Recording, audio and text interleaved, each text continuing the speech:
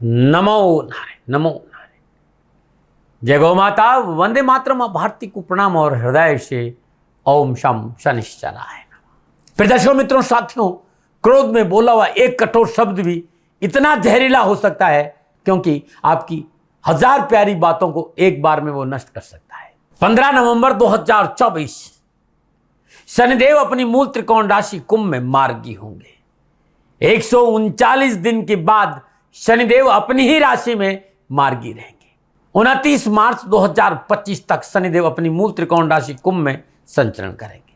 परंतु ये जो राशिफल बताऊंगा ये दिसंबर 2024 तक ही रहेगा, क्योंकि दिसंबर में शनिदेव नक्षत्र परिवर्तन करेंगे। वो बृहस्पति देव के नक्षत्र में प्रवेश करेंगे। 12 राशियों पर का प्रभाव 2025 में कैसे रहेगा, ये वीडियो अलग अलग आपको बहुत जल्दी मिल जाएगा। लेकिन क्योंकि दिसंबर 2024 तक शनिदेव राहुदेव के नक्षत्र शतभिषा में संचरण करेंगे मार्गी अवस्था में। 12 राशियों पर इसका क्या प्रभाव रहेगा, ये वीडियो उसका है। मित्रों, साथियों, समय की बहुत कमी है, मैं भी समय निकालकर आपके सामने आता हूं। कर्मफल दाता शनिदेव मेरे जीवन के आधार है, मेरे आराध्य है। कर्मफल दाता शनिदेव कुंभ राशि में मार्गी हो रहे 139 दिन पर 12 राशियों पर क्या प्रभाव रहेगा, राशिफल बताऊंगा। लेकिन थोड़ा सा समझ लीजिए कि ये मार्गी होना, शतभिषा नक्षत्र में संचरण क्या प्रभाव डालेगा। इसको जरा समझ लेंगे तो फिर आपको उपाय करने में भी आनंद आएगा, और जो मैं राशिफल का संकेत दूंगा ये भी आपको समझ में आएगा। और आपको लगता है कि नहीं, खाली राशिफल सुनना है, तो आप सब तकनीकी के बादशाह हैं, इसको फॉरवर्ड करिए और राशिफल पे चले जाएंगे। लेकिन पुनः मेरा निवेदन कि समझना बहुत जरूरी है। शतभिषा नक्षत्र में शनिदेव का संचरण एक शब्द का संकेत देता है, वो है स्टॉप। एसमन स्टॉप, टीमन थिंक, ओमन ऑर्गेनाइज, पीमन प्रोसीड। स्टॉप यानी रुकिए, विचार करिए, अपने आप को तैयार करिए और आगे बढ़िए। जिन्होंने ऐसा कर लिया उनका जीवन ये दिसंबर तक का समय बहुत उत्तम, बड़ा लाभदायक रहेगा, क्योंकि कर्म फलदाता शनिदेव अद्भुत ग्रह है और हर व्यक्ति अपनी सोच, अपनी विचारधारा, अपने अनुभव के आधार पर बोल रहे हैं। मेरा अनुभव 50 साल का यही है कि धर्म, कर्म, गति, ज्ञान, भक्ति, सत्य, करुणा, साधना, समाधि, सुख के प्रतीक देवादिदेव शनिदेव अद्भुत देवता है। सूर्य पुत्र, छाया संतान, कश्यप पुत्र, कश्यप वंशज, कश्यप अवतार के प्रतीक, नारायण के अनन्य भक्त और महादेव के शिष्य शनिदेव सबका कल्याण करते हैं। शनिदेव अमंगलकारी नहीं है, मंगलकारी है, भाग्यविदा, परम न्यायाधीश, परम जस्टिस है, परम न्याय, चीफ जस्टिस। 139 दिन के बाद वो अपनी ही राशि में मार्गी रहेंगे और 29 मार्च तक वो इसी राशि में संचरण करेंगे। 29 मार्च 2025 को वो अपना राशि परिवर्तन करेंगे और वो बृहस्पति देव की राशि मीन में प्रवेश करेंगे। लेकिन दिसंबर 2024 तक शनिदेव शतभिषा नक्षत्र में संचरण करेंगे और मार्गी अवस्था में संचरण करेंगे। 12 राशियों पर क्या प्रभाव पड़ेगा, वीडियो आपके सामने है। क्योंकि वक्री गति को छोड़कर मार्गी हो रहे और ससनामक राजयोग में है इस समय शनिदेव। और जहां तक शतभिषा नक्षत्र, ये राहुदेव का नक्षत्र है और इस नक्षत्र में शनिदेव गति करेंगे, संचरण करेंगे। शनिदेव का ये परिवर्तन, शनिदेव का ये गति परिवर्तन हम सब पर क्या प्रभाव डालेगा, इस विषय को समझाना चाहता हूं। पुनः हृदय से आप सबका स्वागत करता हूं, क्योंकि मेरे आराध्य का यह अद्भुत विषय है और इस पर मैं दिल खोलकर बोलता हूं। अनोखा ग्रह है ये, क्योंकि शनिदेव एक ऐसे दाता है जो आध्यात्म की प्रकाष्ठा है और संसार का अद्भुत परिचय है। संसार और आध्यात्मिक का संतुलन देवादिदेव शनिदेव। अलग बात है कि लोग शनिदेव को सदा दुख का कारण मानते हैं। कारण क्या है, क्योंकि वो कर्म फलदाता, मानव के किए गए कर्मों के विपुल भंडार से किस कर्म को कितना और किस प्रकार भुगतना है, यह है कर्म शनिदेव का। और जब व्यक्ति कर्मों में को भुगतवाता तो वो हमेशा प्रिय नहीं लगता है। लेकिन विश्वास करिएगा साथियों, शनिदेव कर्मफल दाता के साथ साथ वैराग्य, संन्यास, सेवा, मुक्ति, इसके कारक शनिदेव है। सुख, सौभाग्य, समृद्धि, इसके कारक शनिदेव है। कर्म के दाता के साथ साथ कर्मों का जो भुगतान है ये भी शनिदेव करवाते हैं। शनिदेव का यह गति परिवर्तन, यह स्थिति राशि और नक्षत्र पर निर्भर करता है, क्योंकि 15 नवंबर को वक्री गति को छोड़कर वो मार्गी गति में आएंगे। तो मार्गी गति में क्या परिणाम देंगे, और इसमें 12 राशियों के लिए मैं विस्तार से बताऊंगा भी और मैं उपाय भी बताऊंगा आपको। शनिदेव मार्गी होंगे 15 को। वक्री क्या, यानी पीछे जाना, रेट्रोग्रेड मोशन।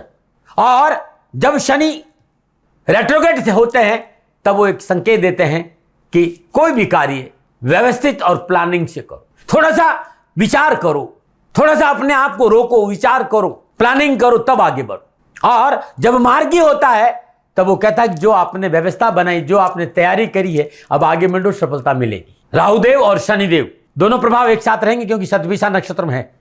तो साइंस और टेक्नोलॉजी, कम्युनिकेशन, व्यवसाय, लॉ एंड एडमिनिस्ट्रेशन, दवाओं का व्यापार, philosophy, social media, metal, mineral, real estate, इन सब क्षेत्रों में विशेष कुछ न कुछ लाभ और सफलता का संकेत है। 27 दिसंबर को पूर्व भाद्रपद नक्षत्र, ये बृहस्पति देव का नक्षत्र है, उसमें प्रवेश करेंगे। तो 15 नवंबर से लेकर माह के अंत, वर्ष के अंत तक शनिदेव 12 के 12 राशियों पर क्या प्रभाव डालेंगे मैं विस्तार से बताऊंगा। शतभिषा नक्षत्र राहुदेव का नक्षत्र है।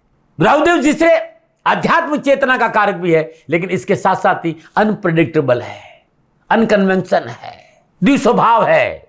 आपको अध्यात्म की प्रकाशा भी देगा और आपको माया में उलझा भी देगा, क्योंकि मायापति है राहुदेव। मेरी बात को ध्यान से समझिएगा क्योंकि राशिफल समझ में आएगा। राहुदेव माइक्रोकॉस्मिक से जोड़ देता है, क्योंकि ये कुंभ राशि का राशि अधिपति है और कुंभ राशि के राशि अधिपति शनिदेव भी और राहुदेव भी है। शनिदेव मार्गी हो रहे तो शतभिषा नक्षत्र में हो रहे, अद्भुत है ये।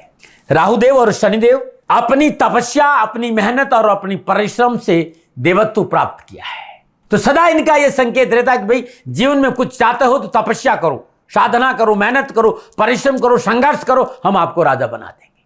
कर्मों को ठीक रखो। भगवान शिव का अद्भुत आशीर्वाद शनिदेव पर है। अमृत मंथन में शनिदेव का अद्भुत प्रभाव रहा है। वो कर्मफल दाता इसीलिए क्योंकि उन्होंने समुद्र मंथन में अपना पूर्ण योगदान दिया। कश्यप अवतार के प्रतीक कहे जाते हैं शनिदेव। तो ये जो गति परिवर्तन हो रहा है वो वक्री से मार्गी हो रहे हैं, तो बहुत से प्रभाव है इसमें, बहुत से प्रभाव है। लेकिन ये देखना बहुत जरूरी है कि जन्म कुंडली में आपके राहुदेव और शनिदेव की स्थिति क्या है। राहुदेव के नक्षत्र में शनिदेव का संचरण है, कौन सी महादशा है, आपका लगन क्या है, आपकी राशि क्या है, ग्रहों के योगायोग क्या है, ये सब को विचार कर, शनिदेव की अवस्था इस समय क्या है, इन सबको भी विचार करना बहुत जरूरी है। और उसी आधार पर पॉजिटिव और नेगेटिव प्रभाव हमें देखने को मिलेगा। मित्रों साथियों, ये जनरल प्रेडिक्शन है और मेरे जीवन का संपूर्ण आधार शनिदेव है। इसीलिए तो मैं सबसे कहता हूं कि आप दिल्ली, एनसीआर आदि संसार में कहीं भी रहते हैं तो पधारिए श्री शनिधाम, शनि तीर्थ 16 फतेहपुर बेरी और करिए शनि भगवान के दर्शन के, आपके जीवन के संपूर्ण कष्टों का निवारण होगा। छतरपुर मंदिर से आगे यानी छतरपुर मेट्रो स्टेशन से उसे 4 किलोमीटर आगे असोला और फतेहपुर बेरी के अद्भुत पावन भूमि में ये शनि तीर्थ क्षेत्र है। मेरी तपोभूमि भी है। खाली दर्शन कर लोगे तो कल्याण आपका होगा।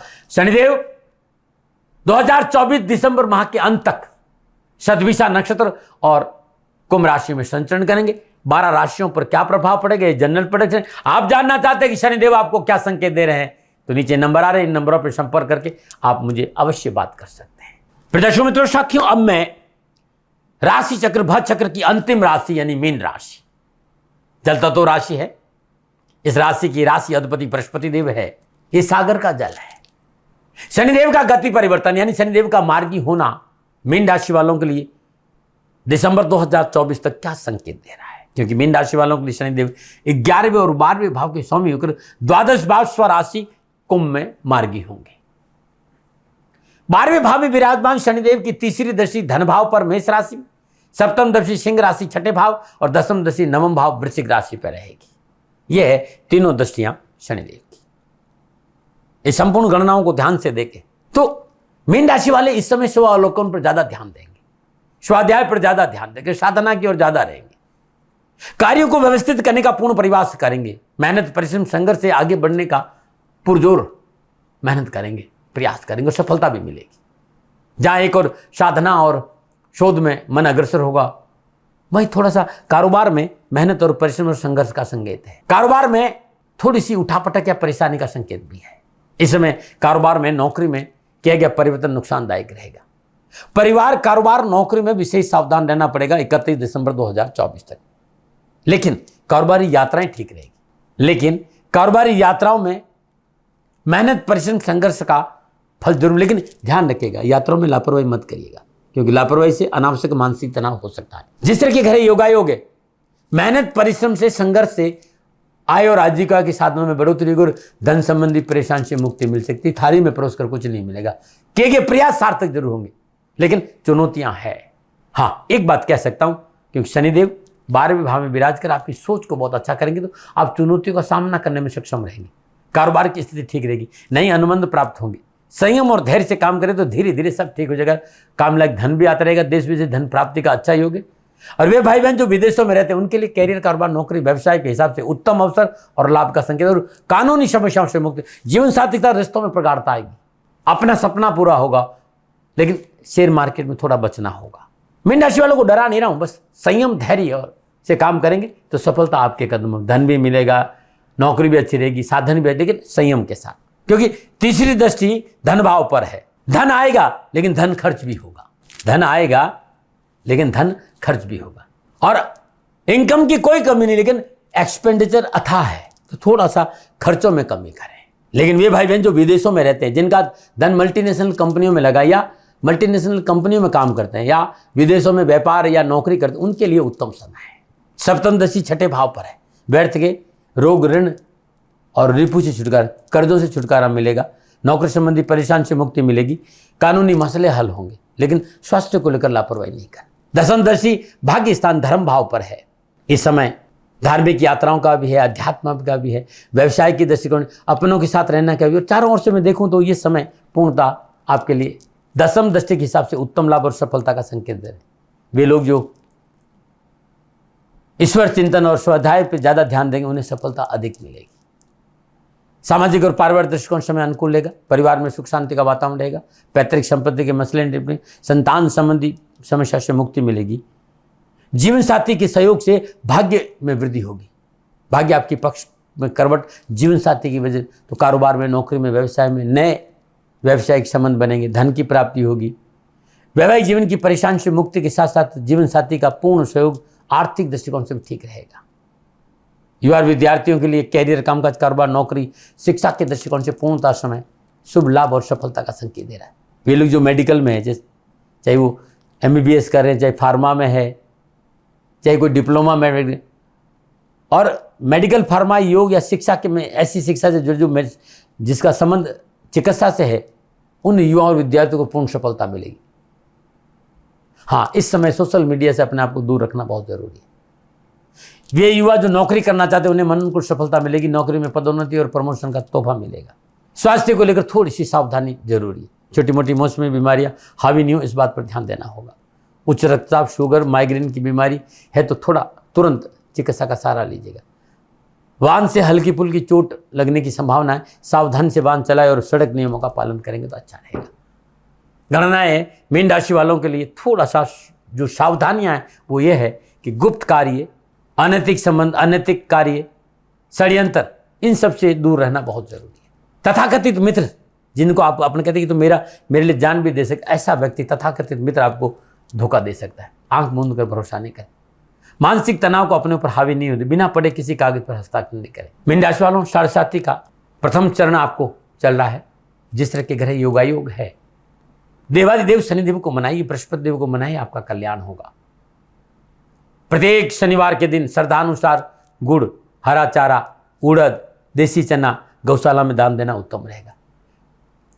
गौशाला में सरसों की खली का देना भी, बांटा देना भी अच्छा रहेगा। चने का चोकर हो गया, ये चना चूरी हो गया, इस तरह की चीज़ें जो चना उड़द की बनी वो गौशाला में दान देना उत्तम रहेगा। ओम शम शनिश्चराय नमः और दशरथ का शनि स्तोत्र का पाठ करना अति कल्याणकारी रहेगा। शनिवार दिन चौकर युक्त आटे की 2 रोटियां लेकर, एक पर तेल दूसरी पे घी के चुपड़ दे।